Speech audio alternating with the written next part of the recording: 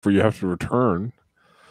Return of the Jedi. It's like the Jedi had to go somewhere first for him to return back.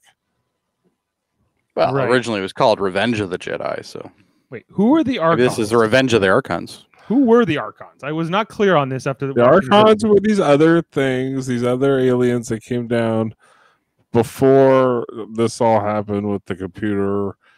That basically Landru was an Archon? I don't think so. No, he was their species, but he made this computer. He was like he was kind of like a messenger, wasn't he? More or less. Kind of like a representative. Hold on. Yeah, see, so I think that this episode's got some immediate holes because all three of us watched it and we're not quite sure who the Archons were. Well, I'm gonna be fair though, I did fall asleep a lot. I don't think they ever know. They kind of. I don't think I missed much. Don't they ask throughout the whole episode, like, who are these Archons? And they're like, we don't even really know. Here it says the Archon was a Federation ship. From the 20... well, we knew. Yeah, they were looking for the ship. It was 100 years ago. 100 years ago. Okay, so this is around Archer's time, or a little bit after Archer's time, and so in 2167, the Archon disappeared. It turned out that they were murdered by these people of Beta 3, and they were absorbed. Stupid Beta 3ers. They're not of the body. They are not. They were not of the body, or they became part of the body. I actually made notes for this one. This episode's trippy. Like, don't you guys find it's just like it's peace and tranquility to you, Joe? Yes, like the whole joy. Thing is like it's like they combine like the hippie movement with also zombie fascism type stuff. Yeah. I actually put that in my notes. In my notes, it says, "Why are they looking for a ship that's been missing for 100 years? Like, why?" At this point, it's a write-off, isn't it? And is it Archer or Archon? Maybe Archon. Maybe you've stumbled across something. It's the USS Archon, not the USS Archer. Right, but close enough. Maybe it's named after Archer, though. Maybe. Probably not. Probably not. But yeah, so this was kind of a wild episode. It was like a Western, but also a big commentary on religion, I thought, in particular. I thought this was a big thing about doctrine, religion, the groupthink mentality of the church, the power that has over society. And what I don't understand, at 6 o'clock when they're first down on the planet, not like when Sulu and O'Neill are first down there, but when they are there and it goes to 6 p.m. and they all go crazy, they start, I guess, it's not very sexual, but you assume that it's kind of sexual. They're breaking windows. They're doing all these other things. Funny you should mention that. I have that in my notes as well. It says looting and sex. Why is this a problem? They're basically rioting and having sex, and it's like the world's become Sodom and Gomorrah, basically. Yeah. Right? Yeah. Is that so? And the brainwashing of that. Just ask Landru. He remembers. He knows and he watches. It's true. Just like God. And at first I thought they were saying Andrew because every time they said it, they're like Andrew, and I was like, I wasn't really cluing in that it really wasn't what they were saying. So I'm like, who is this Andrew guy? Landru. I think Dave. And then it's like Landru, and I'm like, oh, okay. What do you guys think of this dungeon set? They've used it before. I've seen it before. I don't know in what, but I've seen it before. I'm like, this is so familiar. I don't know why. Yeah, I feel like the Cat's Paw episode, the one that we watched a few weeks ago, which was the one, that's a season 2 episode, but I feel like that's the same dungeon set. And I guess this was just like an old Western town they had access to, and they used it again. And so this might be the most fakest looking outdoor set I've ever seen on a TV show. Like when they show the clock tower looking building and all that, it's like you're like, wow, this really is just cardboard. Like you can kind of tell. Like it's not good. Because like I saw that there were old railway tracks going down the center of this road, and I was like, this seems like a real location. Like really? Okay. Well, maybe it was just me then. Or maybe it was, or it was a redress of something that was. Well, there. maybe they just put some more buildings up in an already existing area. The clock tower might be fake or something. Yeah, like I got such a bad vibe from that. I was looking at that and I'm just like, wow. Now, keep in mind though, we get, we have the high definition, we got the Netflix and all that shit, and maybe on a normal TV broadcast you wouldn't notice all that shit. So yeah, probably not. Kind of go with whatever quality was back then, right? Yeah, like this was a really different kind of Star Trek episode. Like, but it had similarities to other things we've seen. Like the what was that one we watched? It was from season 3, the one where they were on the asteroid. Oh, for the world is hollow and I have touched the sky. If you both, I don't think I was on that episode, but I know which one you're talking about. Jeff, you were on that one, right? Which is that's the one where they were in the planet and McCoy wants to marry the woman because he thinks she's dying and all that. Yeah. Right. And so again, like it's this whole society that's been duped into thinking their god is like the one to run their society. It turns out just to be a computer in both cases set up by people thousands of years ago. And societies are just blindly following it. And I guess it's like a commentary on religion because they're saying, well, who's to say that God isn't just a computer or an alien from thousands of years ago who planted all these ideas or institutions and that's how things have played out. Right. So sorry, go on. Okay, I was just going to say it's an important metaphor. I think it's kind of what they're pointing to. Like I think this episode is really a product of the time. The fact that it came out in the late 60s. Religion is a big part of the conversation in the discourse of politics, just what's going on at the time with the wars, and religion was always something I think they wanted to comment on in Star Trek. They do it throughout the show. So it's good to see like an original series episode kind of doing that because it's a little bit more dark, a little bit more sinister. Original series does that though sometimes. Yeah. The thing that I also think that was kind of disturbing about this episode, which I think Dave is kind of hinting at, is that there's really no end to it. Like it's just kind of there, and like we really don't get any answers for the most part. Like they don't really sum it up. You know what I mean? Like normally it's like there's that last 5 minutes of a Star Trek episode where they kind of like sum up everything and like everybody's happy hunky dory and that's the end of it. This one I didn't feel like that. I don't know about you guys, but yeah, they have like this ending where they're like, well, we left a whole bunch of our crew behind, a bunch of anthropologists, to help them kind of get on their feet or something. Whatever. Which realistically, does that make a lot of fucking sense? Like, what is the actual crew complement of the Enterprise? 400. 400. So every time they go to a fucking planet, they always leave people. It's like, well, they're not going to have anybody left at the end. It's a 5-year mission. I get that, but after the 5 years, how many did they have left? Like 200? Right. Well, yeah, like I do agree with you that it didn't feel very wrapped up. Not just because we didn't necessarily get a lot of resolution in terms of like, okay, now what? The society that's basically been run by this computer for thousands of years, and for the most part, most of them just don't even know how to tie their own shoes or do anything without this thing telling them. Yeah, they're kind of dumb. Yeah, right. Maybe the exception of those 3 guys that were in the Resistance or whatever. But yeah, like what is sort of what it's going to be. But the part that I was not happy with is like, why were they rioting and what was going on with that? And so I said looting and sex. What's the big problem here? That was festival, Dave. That's the part of the festival. If you're not, it's almost like their version of the Purge, right? Are you a stranger? Yes, I'm not of the body. You're not of the body, Dave. You were a stranger to this land. Did you come to enjoy festival? It's clear you didn't understand my question. You wish to now it's festival. You do not belong here. Yeah. Okay, so they said that we're from the valley or whatever. They were from the valley. So there's other people. There's a valley. Apparently, they got different rules in the valley than they got here. Yeah. Well, what's interesting in my notes is right at the beginning, I made a note, and it was specifically for you, Dave. So it says, we got to see Sulu's O face because he's got this like, kind of face going on. That really wasn't for you, Dave. The other stuff is coming up. But it also says Lieutenant O'Neill is a knob. I have that as my notes. But here's the things for Dave. Makeup all over neckerchief.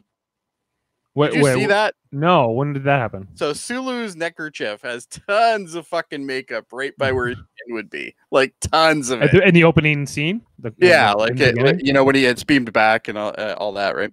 And then it says, I have specifically here, uniform problem. Bones' uniform was wicked baggy.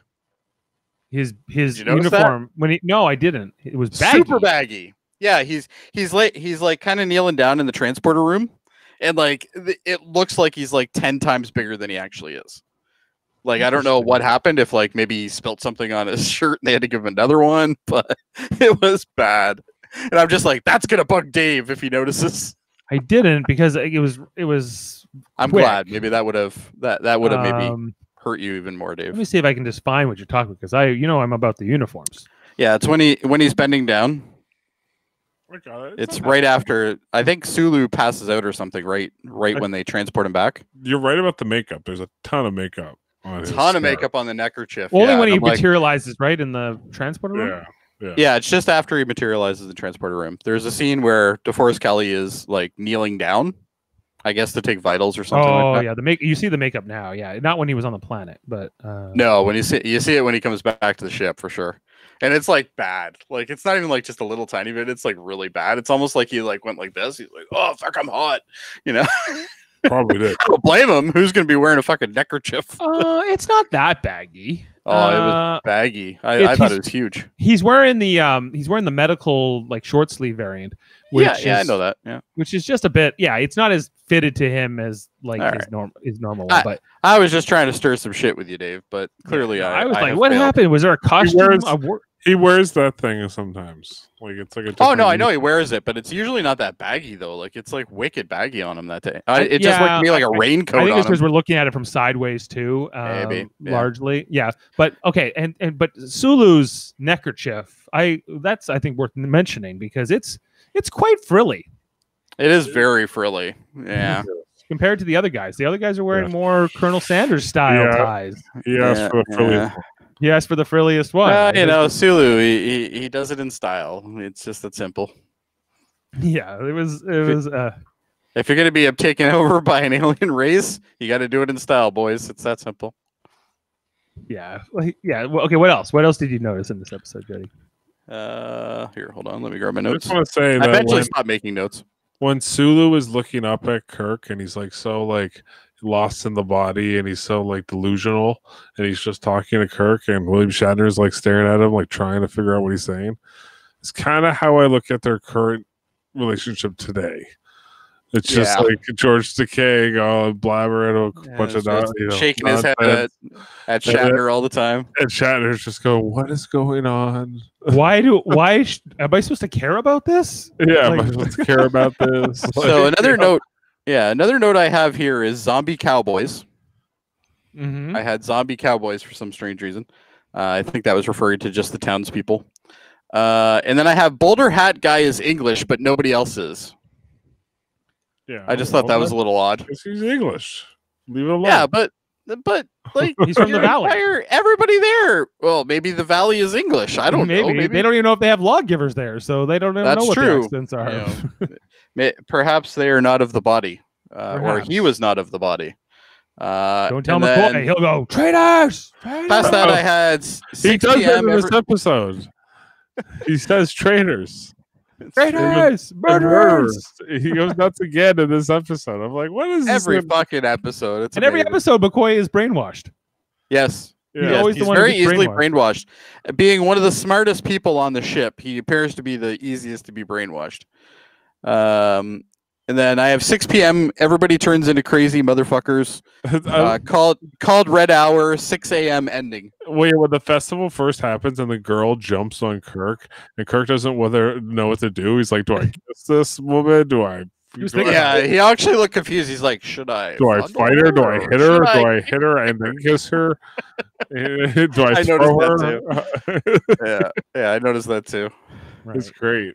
It's really. And then like some guy was trying to I thought he was a vampire. I thought he was trying to suck her like the blood out of her neck or something. But I guess he was just trying to give her a big hickey, and she was really into it. She was like, yeah. I thought she was trying to bite Kirk, and then No, but this is a little bit after, like when they're kind of running into the building there, right? Like her and this dude. This episode reminds me a lot of the Nazi episode, and I know I have to probably be more specific, but the one where like everybody is like there's the guy behind the screen. Yes. Yeah, you're talking about. We've done it. I know we've done it already. Yeah. Is it Patterns of Force? Could be. Yeah. I think it is Patterns of Force. Like you're right. It reminds me a lot of that episode, just with like hysterical people in it eventually. But like it's the same like kind of like slow tone, and I don't know. I got pretty bored watching this episode.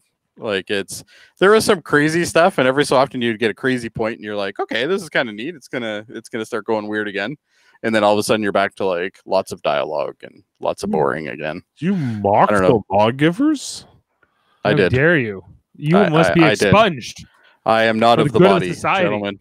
The good of the body. Do you have any plans to attend festival this year? No, I do not. You should be out there in that festival. COVID. Can't do that. We're struck. Get out there. Peace be with you. The good is all.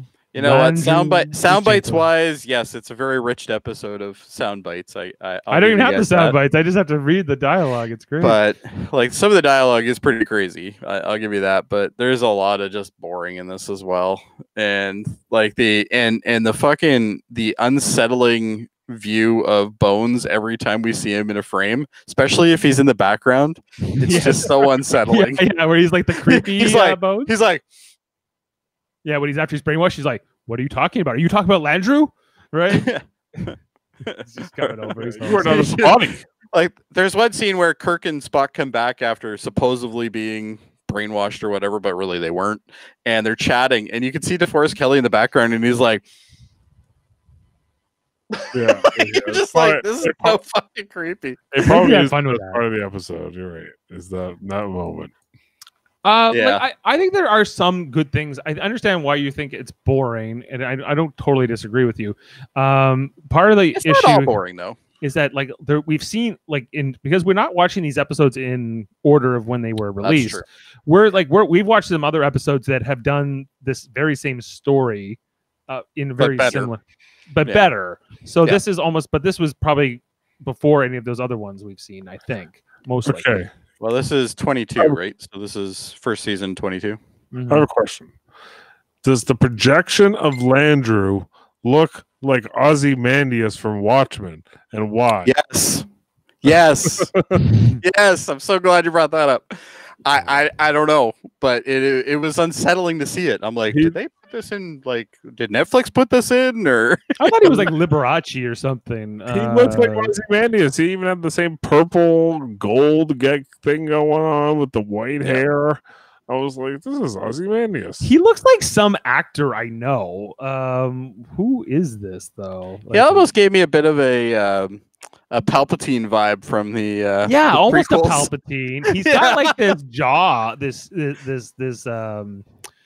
look here. I'm gonna bring it up on screen one moment, but like he was a very distinct looking actor. I think you're closer to what he really looks like. Like that was my first thought, and then I thought of Palpatine as well. And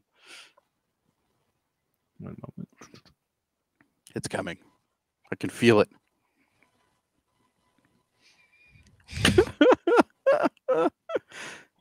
Who was He's this? got actor? a little bit of Vigo from Ghostbusters too. Yeah, Vigo. He's like, but he's also Carpathian. He's also Janos a little bit too. Little Janos, yeah. It's almost like a mixture there. Or did you like to be the ruler of the world? Doesn't that sound nice?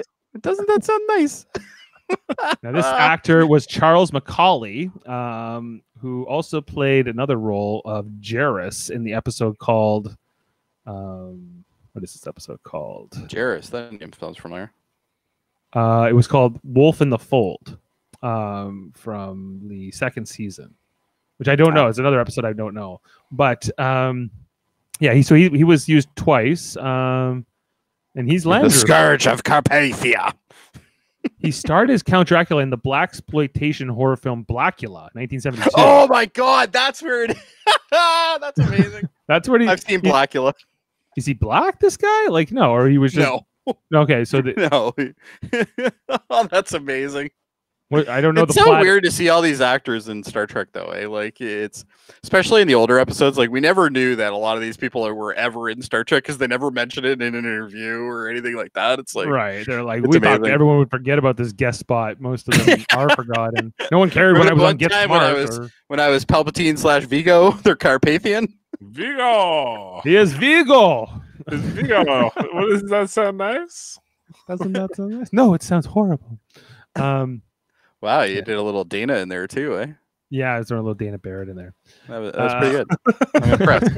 Shout out to Dave. Shout I out think- Sigourney Weaver. That's good. Shout out to enough. Sigourney Weaver for sure. Yeah. No, it sounds horrible. I just want to leave with my baby. That screenshot that you picked for the background there, Dave. Mhm. I find it's pretty impressive that the laser actually like fits into your title. Goes like, your right name. out. Yeah, that's Yeah, it it goes- right into my it's- name. I don't know if that was on purpose, but well done. Yeah, the phasering. I think that and speaking of the background, I think the other thing is that this episode is just them not in their uniforms largely. They're just in this like old Western gear for most of it. Looking, I guess, spiffy, but whatever. But where were we? We're talking about Vigo and Charles Mccauley. Well, I think we were on the festival at this point. Oh, the festival. We get kind of enough jumped of the back and festival. forth, but the festival, the thing I thought was interesting was the one guy that kept throwing himself through windows and then coming back out of the stores. I'm like, what are you doing, dude? All right, and there was also you're not the achieving anything. the like lieutenant who was with their party who was really into Tula, the daughter of Buddy of Renjet or Yes. whatever. Yes. And he was like, what Indian happened to the guy or girl? He was like, I was gonna get a date with her, and then she went crazy and started making out with everybody she could and breaking things. But he would have had a better shot if he went out into the festival. Yeah, They were just giving it away. this is There the was part that people making out in the middle of the roads. It was hysteria. I guess this is like it's indicative of chivalry, like that. But like they do this a lot in the original series, in particular, but they do it in other Star Trek, for sure. Where like an officer gets like obsessed with this one person he just met. He's in love at first sight, and he's not like he's barely listening to the captain. It's usually a he when it Usually, does yeah. happen, but it's just like, can you get the hell out of here? Like. Well, and the funny thing is, like when Netflix, when you first turn on the episode, Netflix puts up the warning, and it's like PG-14, and then it's like sex and violence, and I'm like, sex, all right. And it's like, but wait, it's Star Trek, so sex means silhouettes, or sex means somebody's grabbing someone else. Like that's it. Yeah. Not that I'm complaining, but it's like it's Was there a misleading. rape in this? Oh, hold on. I think that There is. Well, I don't think so because technically everybody is consensual in this scenario, but they're not, which is also interesting. I'm just okay. I want to talk about this guy. 1 second. What's his deal? Because it's according to Memory Alpha, which is the wiki of Star Trek, or the Essentially, yeah, it's essentially the best resource, really. Before they meet Tula, don't they meet this guy? Yes, that's the Boulder Hat Englishman. Right. Okay. He's and it says here on Memory Alpha that he was the first to address the party when the red hour struck, which is when the 6 o'clock debauchery started. His inhibitions disappeared completely, and he seized Rager's daughter Tula, assaulting and raping her. I didn't see that. I didn't see that either. Did I miss a? Nor Yeah, did no. I see. I didn't You see a did. single woman that looked like they weren't having fun, he did. He like whips which his is hat even off. weirder. He whips his hat off, and then like she like is all like crazy, and then like he runs after her, and that's all they show. I wonder why they put that in there then. That's a little weird. That's a little Usually, like that- Memory Alpha is usually pretty spot on to what they. yeah. I think they're making a pretty big leap there. I think. in I'm terms of wondering what if was shown. that was an edit that nobody's caught yet. Maybe. Yeah, that's there the thing about definitely wasn't wikis, any too, rape but- that I saw. Like Well, there you wasn't any forcible rape or anything like that, or even like a guy grabbing a girl and she was like saying no or anything. Like it was literally like every girl you saw was like climbing on some dude. It was like, okay, whatever. So I don't know like the rape part came from. this guy with the hat, the creepy hell Englishman, he was as much under the spell as she was, right? So Oh, absolutely, yeah. okay, I just Like they're all crazy. Let's Right. be honest. Like, yeah, obviously that's the whole point of it. But Yeah. like I didn't see anything that I would constitute as what I thought was rape. But I guess realistically, if they're not of, I guess technically all of it's rape then. Because, they weren't in control of themselves. I guess technically. Right. Yeah. I don't know how to define that. It just. I guess it's like a date rape kind of thing, really, when you think about it. You know, they went to a festival. I guess they're both victims, right? They're both victims, yeah. They raped each other. That's the weirdest thing in the world. Right. Yeah. Right. Because of Landrew. Landrew raped them all. Landrew raped them, not Bilar. That's true. Yes. I think. I don't know. This episode is so weird. It's not space hippie weird. I thought weird. when like the good part of it, I thought was just when they were trying to like move through the city and whatever, and then the zombie people were coming at them. I thought that was like legit scary and pretty well done. Oh, you mean where like they all just like all of a sudden stopped and then they started grabbing weapons and coming after them, kind of thing? But they weren't like going fast. They were going fast, and then they phasered a few of them. Very Night of the Living Dead type thing, right? Yeah, like it was Night of the Living Dead, but I think this is before Night of the Living Dead. I would agree with you, Dave. I think that was a great scene. Yeah, it was pretty compelling for. Yeah, and they go in like the alleyway. And then a couple of people were already like laying down, like dead or almost dead or something like that, or passed out. And then they kind of ran back and forth in the alleyway a bit, right? And then took off. Yeah, I remember. For sure. Like, so I thought that was good, but then I feel like there's great potential. There's some build up, like those moments with Bones, I think, are great, and like in the dungeon. I don't know if they're all great, but they're interesting. Anyway. They're interesting. They're memorable. Yeah. And then I like when Kirk solves the problems initially with just like he beats that computer or the lawgivers with like he's like, no, I won't go with you, and they're like, yeah, nobody's ever said no before. They're like, well, what do we do then? Yeah, so I like the part where Spock's like, but Captain, they're just tubes. There's no mechanical device with them. Yeah, right. And later, when Spock when Kirk's trying to talk to the projection, he's like, why are you bothered with this, Kirk? Just shoot the damn thing, right? It's well, I like the part where he's talking and then eventually someone clues in that it's just a recording. Like, I don't know why you're talking to this guy. He's not going to respond. Yeah, it's Spock. Spock's just like, you're wasting your time. Yeah, he's like, you're wasting your time, Captain. It's like a recording. Right. But they don't actually say recording.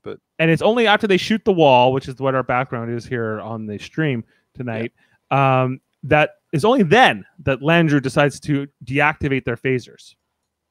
Yeah. So maybe it's because they never really figured out, because they pulled out the phasers, set them to stun, but did they actually ever shoot anybody? Yeah, they shot a few of the zombie people. Did they? Okay. Yeah, and they fell down, including O'Neill. They grabbed their guy. Then they already know what the weapon is, but maybe they're not influenced by it because it's just a stun setting. Right. And because a stun setting wouldn't like burn a hole in the wall or anything. Regal or whatever his name is doesn't want them to bring O'Neill because he's not of the body, or he's of the body, or whatever he is.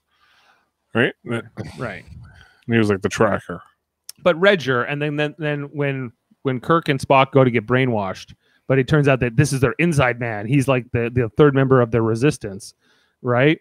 Right. And he says, "Oh, don't," because so we figure out that we thought Kirk was brainwashed, but he actually wasn't. He was just faking it, and Spock does the same thing. But when they're like, "Okay, we're taking the fight to Landrew," right? And they're both of them are just like, "No, we can't." All right. And Kirk's like, "What's wrong with you? Act like men." Right? Yeah, I like that part. That part was funny. I also liked when Mccauley was like, "You speak in strange whispers." Oh yeah. What does he say? He says, "It's definitely an audio paradise." This episode. Joy be yours and tranquility. Like, honestly, Dave, you probably have future plans to grab some of these for the soundboard for sure. Like, I can't see how you wouldn't. There's some great lines in here. There's some really good dialogue. Yeah. Actually, sure. I think when Shatner in particular was great. When he was like pretending to be brainwashed, I just liked that a lot. Oh yeah.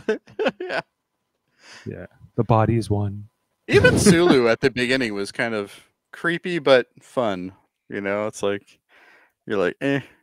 Yeah, in a way that Spock was not as fun when he was pretending a little bit to be with the. He's like, yeah. I know it's season 1, but like I just love how like the episode starts with Sulu, and it's like Sulu, go back to the ship. All right, Kirk, you're gonna go solve this problem. It's like, Well, not only that, but we literally don't really know anything about what happened to Sulu, do we? Or did I sleep through that? well, you got the lawgiver gets him with the stick. Oh, that's right. Yeah. He ends up Okay. being Yeah, okay. I remember that now. But like he's like kind of starts the episode, makes it like a real mystery, and then it's like, all right, Sulu, you go over there. We're gonna go figure this out. He's not in the rest of the episode. The main issue I guess I have with this episode is there's not really a hell of a lot of talking points to it. Like it's like we've almost summed up the whole episode already. Like it's like I don't know. Like I guess it's a substance thing. There's not a lot of substance to this episode. Like there's not a lot of layers to it. It's just kind of it's this, and this, and we're done. And they like, solve the problem, and and it's not like let's solve the problem in the last 2 minutes, and then we see external shot of the Enterprise, and then it's done. Like it's it takes a little bit longer to solve this one, I guess, but it's I don't know. There's something uneasy about this episode with me. I don't know what it is. It's not as uneasy as Mira, that's for sure. Miri, yeah, Miri, yeah. But I don't know. It's just to me like, yeah, it's an episode, but that's all I really take it for. It's not like an episode where I'm like, okay, well, I need to watch that again later, or I need to watch that again in a year or something like that. Like, I don't think I need to watch this episode again. I'm okay with it. I might watch it again just for the funny sound clips, but that's about it. Yeah. I think it's not like my favorite episode by any means. It's not my least favorite either. It's definitely not my least favorite. Whatever for me. I guess mediocre is a good way to look at it. Mediocre, it's a maybe. Mediocre episode. Like it's not terrible, but it's not great. In my opinion. It's fine. It's better than I thought it was. It's okay. Yeah, it's okay. That's the way I would call it, I guess. Yeah, but I think that they do this type of episode better later. And I agree. Yeah, and so definitely the second season. Right. When the second season did episodes like this, it was a little bit more. It was a little bit more of a thinking episode. You know what I mean? Like there was a little bit more substance to it, I guess. I have one more thought before we go to fun facts. All right. I liked that Kirk was proactive enough to call up to Scotty and say, "Put a guard on Sulu." And Scotty's like, but maybe Sulu? that's what we're missing. Yeah. Imagine Sulu running around their ship like that. Yeah. No, but like I just thought it was smart. I mean, he was like, Sulu's probably crazy. You should see what McCoy's up to down here. Make sure you put somebody on. If Sulu's anything like this fuckwad McCoy, you better get him locked up. Yeah. Make sure you get a sword. This motherfucker is crazy. They should have put that in the episode. Yeah. See now, maybe that's the substance we're missing. Maybe there was a whole like B plot, which was like Sulu running around the ship causing mischief. That would have been amazing. Going, peace be with you, or whatever he was. And maybe saying. running around with his neckerchief, and every so often he'd take it off and whip it around. Joy be yours. Joy be yours. Oh my. Yeah. Christening people with his neckerchief. Are you of the body? Are you of the body, sir? Wouldn't be surprised if there was that. This one needs a rewrite. Yeah. Wouldn't be surprised if that was in the script. There was more Sulu stuff. And like Shatner was like, no. Shatner's like, no. You don't want more of him. If anything, less. Yeah. Less Decay. I think he might be gay. Yeah, I don't think. I don't know. According to George Takei, Shatner had no interest in him whatsoever, let alone what his sexuality was. Like, wow, yeah. Well, there's two sides, and then there's the truth, right? So I think Shatner is a dick. I think George Takei needs to let it go. I think that I think George Takei can be a dick too. Yes. Let's be honest. I have him on my Facebook and stuff like that, and most of the stuff I read is good. But there's the occasional one where you're just like, oh, you're just really just trolling for trouble right now. It's like it's a 60-year-old feud at this point, guys. Like, what are you talking? Yeah, about? Like it's time to just let it swing. And I don't blame Shatner for it at all. It's not anymore. Maybe for the start of it. I think both of them have a problem. I think they both have a problem. What's Shatner's problem? Shatner. Why? His ego. His ego, but he tried to reach out to George multiple times. It's true. And George just gives him the cold shoulder because. Well, I think George has his own demons. He does. So- Like that's my point. Is that like Yeah. you don't even give him a chance to. Oh, I don't care. I think they're both being stupid. Yeah, they are. They both are. And but- honestly, I'm a pretty big fan of Shatner. Like I actually do like a lot of the stuff that he's done, and I've seen him twice speaking live. Very well spoken when you're listening to him and stuff like I that. think so he's. I have some admiration. For I think the he man can be. as well. I think he can be mean, and I think he's a diva at Oh. times. But yeah, Very much so. Yeah. You even get it. Live. You get the diva thing with him. So, but the star very structure. interesting speaker though. Yeah. Not as interesting as Data though. Brent Spiner's live Spiner. thing was Yeah, a lot of them his are live great. Q&A that I was on was fantastic. Mhm. Anyway, Jeff, fun facts. You got it. Okay, you got it. fun facts with Jeff. Okay, I have to explain. I have to ask a question because this came up yesterday and I never bothered to ask it. Why is there an OK symbol? Okay, fun facts. I don't know. You have to ask Dave on that one. All right, I don't get that part, but anyway, all right, let's go. I don't know why is there a Okay, hat. fun facts. I guess you're Right, learning. Well, something. that's more academia, so it's like All you right, know, Jody. I'll just do the academia. Okay. it's fine. You can leave Contains it be. the first mention of the Prime Directive of non-interference, which the plot brings up only so that Kirk can violate it. He says it doesn't apply. Yeah, Doesn't so apply here. yeah, it doesn't apply. They bring up the Prime Directive only to shoot it down. Well, have you ever Uh, watched the Steve Shiv's Prime Directive is a bad idea video that he did? No. Yeah, it's pretty good. You should watch that if you get a chance. Okay. I'm pretty sure it was Steve Shiv's. Could be somebody else. Maybe I Anyway, did sorry. watch it, but I don't think I agree with him. Well, you don't always have to agree with them. It's just interesting point of view. Right. Okay, so all the regulars on the show were quitting smoking at the same time, so many chewed gum instead. Director Joseph Pevney was becoming increasingly upset because he had to cut to remind the cast not to chew the gum during the shoots. As a prank for a large scene, William Shatner went around handing out bubble gum to the cast and crew and 60 plus extras and had everyone blow a bubble right after the director hollered action. Sid Haig reported the director almost passed out. Okay, let's break that one down quickly, though. That's a pretty dick move. But funny. It's funny as hell, but it's a dick move. Maybe that's what George Takei. Maybe George Takei is anti-bubblegum.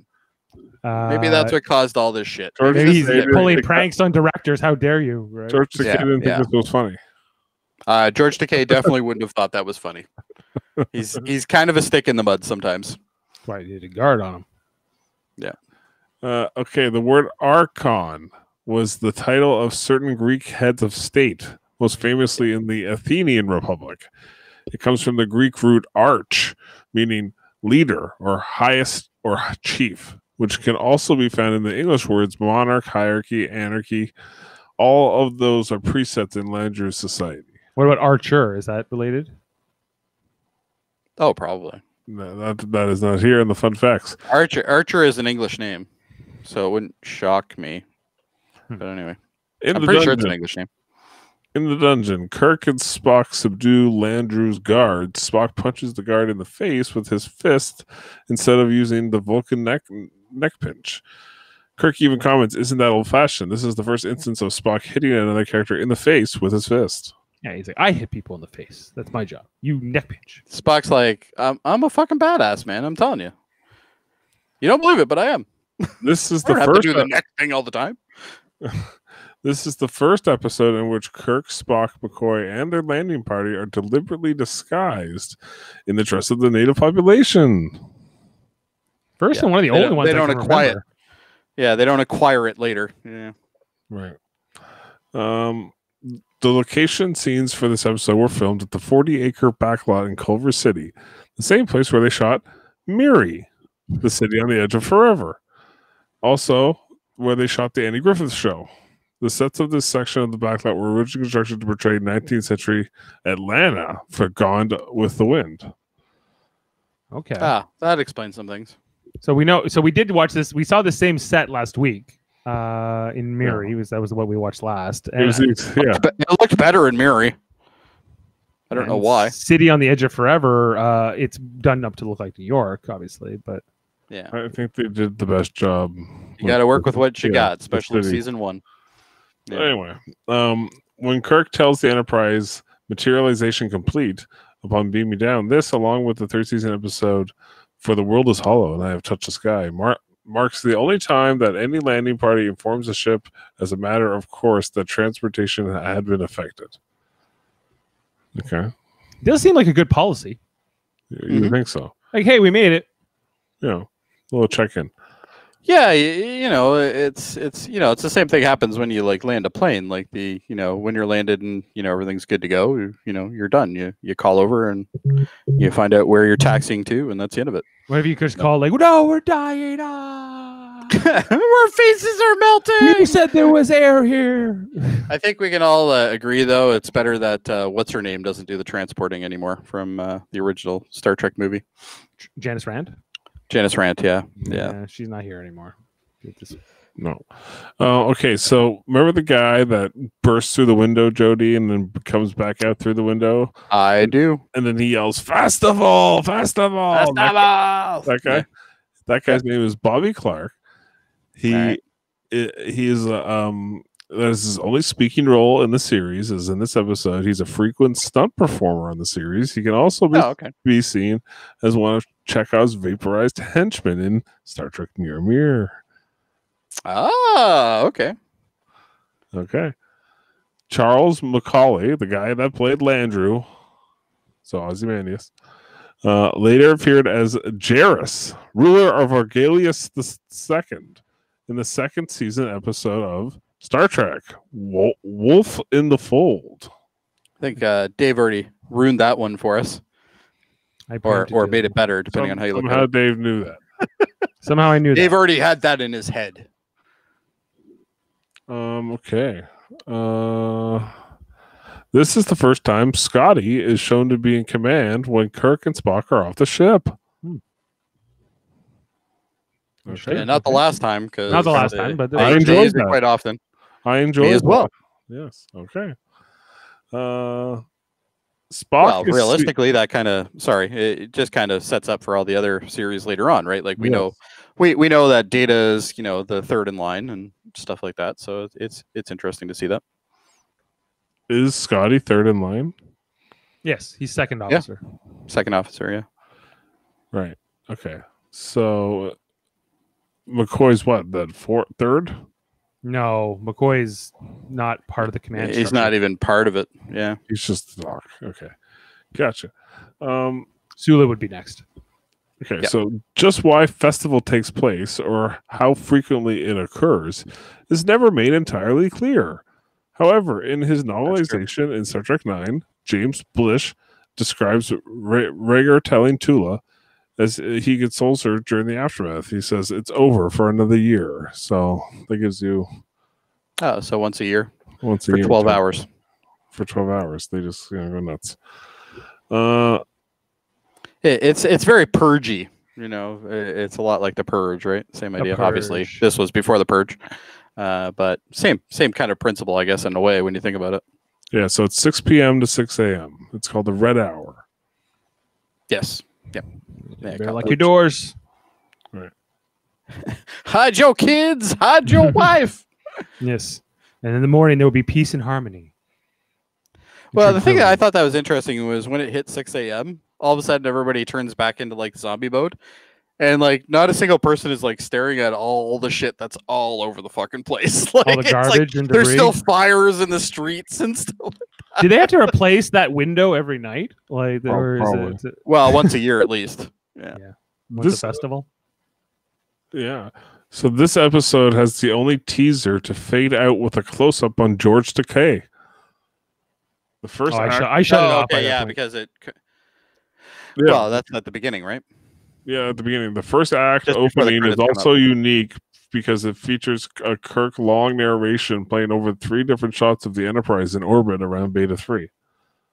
So yeah, it is different. Never noticed that, but all right. Yeah. Interesting. It's only the 22nd episode of the series. Like it's, you'd think at this point they would have done it by now, but I guess maybe not. Jeff, do you have this fun fact?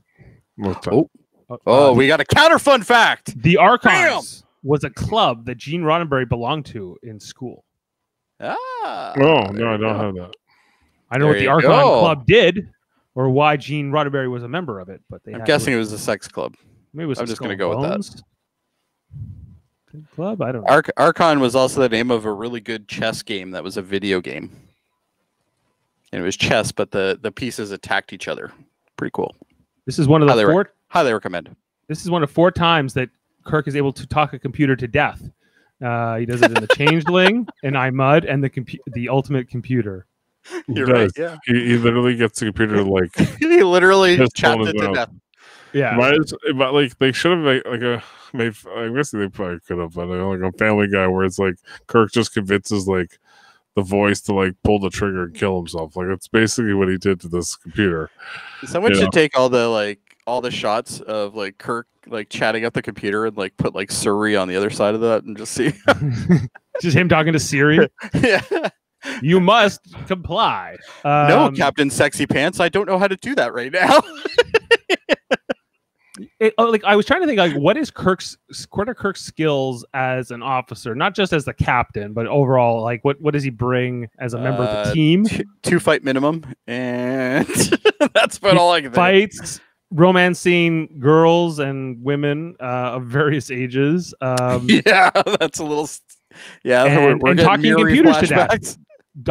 You think that talking talking a computer into a logic loop or into talking a computer to death would be more I think Spock would be good at, but it's Kirk's move. Yeah, that's interesting. The dynamic shift there. It's funny how Kirk gets everything. Yeah, it's funny that. Yeah, funny how it works out like that. It works out. It just by chance. All right, and I got one more fact here, Jeff. Oh, this is the same cell we saw in Cat's Paw. Ah, there you go. It also that makes sense though. Why it was would also used in the episode "Errand of Mercy," which was Have we done that episode? Yes, we have. I don't think you were there that week. No, but I think I watched it and then I ended up having to bail. So yeah, that's the one with Core. Yes. Yeah. Okay. Yeah. Okay, so that's fun facts, and so let's get to ratings. There was even like counter fun facts there. We should have like a little thing like Dave's counter if fun Jeff facts. I was giving Jeff a chance to say them all, but if he left off some interesting you know what? facts, it's fine. He brought a good collection of fun facts. He brought a fine collection. I was just supplementing his collection with more. I applaud you both, gentlemen. I think you both did great. I think it was a great team effort, Jeff. What do you think? We're gonna have to get on the same page for trivial debates. That's you guys are going to be. We'll have to talk about that in a minute. Yeah, we'll be plugging that in a minute as we have to get ready for Big Brother. I'm excited for that, by the way. Okay, so Return of the Archons. So Jeff, you are here, but Dad and Adam are not. So Jeff, you go first. What is this out of 10?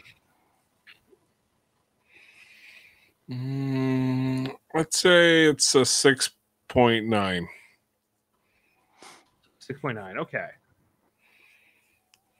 Jody? I'm gonna go with.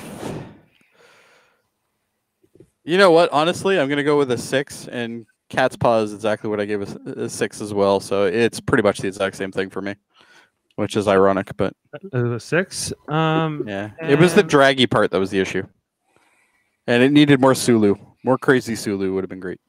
Yeah, I'm gonna give this a 7, but it's not like we're all in the ballpark. I'm usually a little bit lower than everybody else anyway. So yeah, just a little bit. You and Jeff are pretty on par. Yeah, we're usually both a little bit harder on episodes than some of you guys.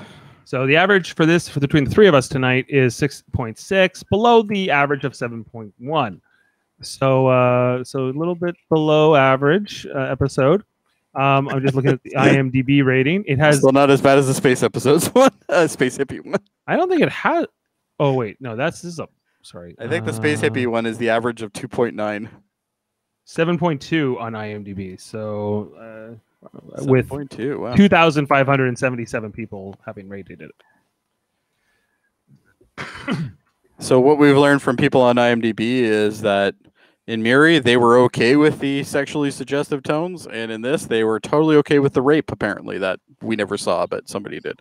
Well, like rape is sort of a weird... Rape and pedophilia apparently is okay on IMDb. Yeah. It gets you at least past 6. Okay, so what's going on? You know what this means, though? is What does that this mean? because Dad's not here, we get to pick the episode Ooh. Oh. that we're doing next. Oh. You So, want my insight as well? Because anybody. Well, if anybody wants to throw out an idea. I don't have anything in particular in mind. I don't want to do a season 1. I feel like we've done 3 season 1 episodes in a row. I would like to not do season 1. let's do Spock's brain. No, that one's terrible. that's like Let's the do worst it. episode. That's No, why why? it'd be the best podcast. You know what, though? In a way, it'll be kind of funny because Adam will be like, "Oh, fuck," and your dad will be like, "Yeah, brain. whatever." Like you're cherry picking the worst of the worst here. Like, come on, like pick something in season 2, Come on, maybe. Dave, it's the season 3 premiere. Spock's brain.